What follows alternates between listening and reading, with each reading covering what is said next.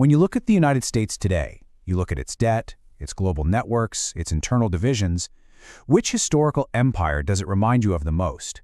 You know, when you look back through history, from ancient Rome all the way to the great powers of today, you see this timeless cycle, this pattern that just repeats itself over and over again, the rise and the fall of empires.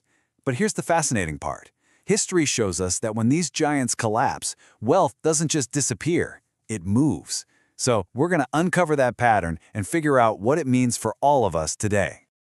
Think about that. Every single one. Rome, Britain, the Soviets, they were all convinced that their power, their dominance, was a permanent fact of life. But yeah, history has a funny way of humbling even the mightiest powers. And that really brings us to the big question, doesn't it? Right now, as a new global power struggle is heating up, the old rules of wealth are being completely rewritten. So the question is, who's going to inherit the future? All right, so our first lesson comes from way back in the ancient world. The story of Rome is this incredible warning about how a massive fortune built on pure conquest can be totally destroyed from the inside by a really simple and really human problem. For centuries, you just couldn't stop the Roman machine. They'd conquer a new territory, and bam, more gold, more labor, more tax money flowing in. But this created a huge problem. Rome got hooked on spending. Its expenses, especially for that massive military, started growing way faster than its income. And this forced the emperors to find a very, very dangerous shortcut. And that solution? It was called debasement. It was basically the ancient world's version of printing money. They take a pure silver coin, melt it down, mix in cheaper stuff like copper, and then mint a whole bunch of new coins. And just like that, they had more money to pay the soldiers. But of course, there was a massive hidden cost. And what's so striking is just how familiar this all sounds. Rome's debasement is the great-great-grandfather of modern governments creating trillions of dollars out of thin air. And the result? It's exactly the same. Your money starts to buy less and less. For the Romans, the price of bread went through the roof. For us, well, you see it every time you go to the grocery store. The trust in the money itself just starts to fade away. So, here's lesson number one, the big takeaway from Rome. An economy that's built on endless debt and funny money is an economy living on borrowed time. Rome wasn't just sacked by outsiders, it was hollowed out from the inside first. Okay, let's jump forward a few centuries and see how this idea evolves. We have this small island nation that built the biggest empire in all of human history. And they did it not just with conquests, but with a much smarter, more sustainable strategy. You've heard the saying, the sun never set on the British Empire.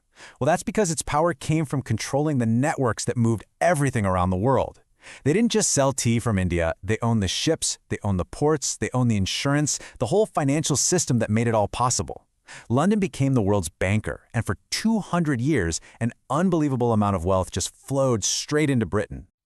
And this is why Britain's story is so incredibly relevant right now. The battlefield has changed, for sure, but the game is exactly the same. The new spice routes aren't the oceans anymore. They're the fiber optic cables under the sea that carry all of our data. They're the AI systems that make sense of it, and the complex supply chains that deliver our technology. So lesson number 2 from Britain is crystal clear.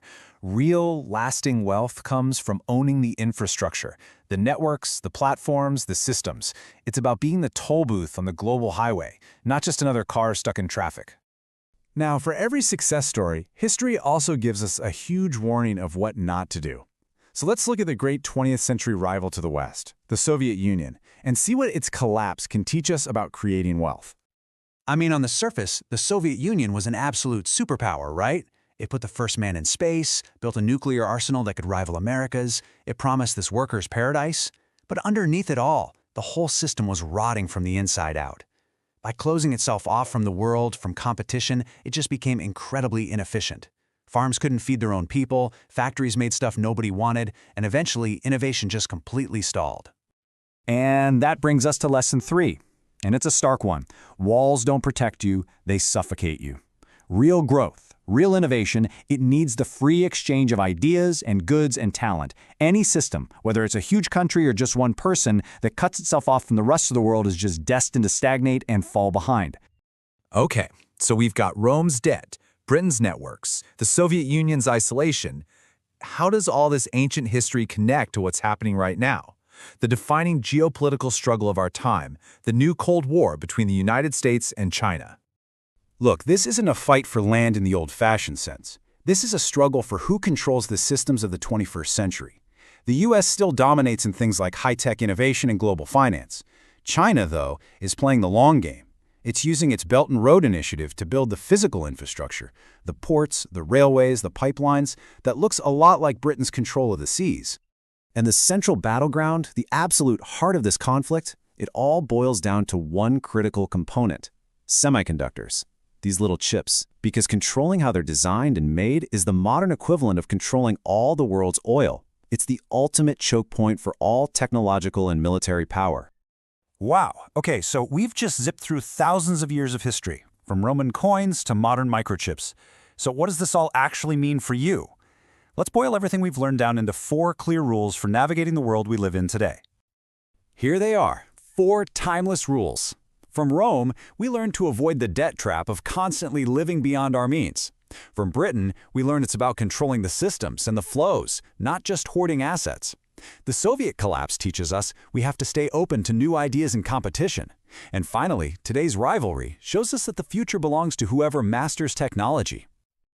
And look, these aren't just some abstract rules for giant empires. You can apply them directly to your own financial life.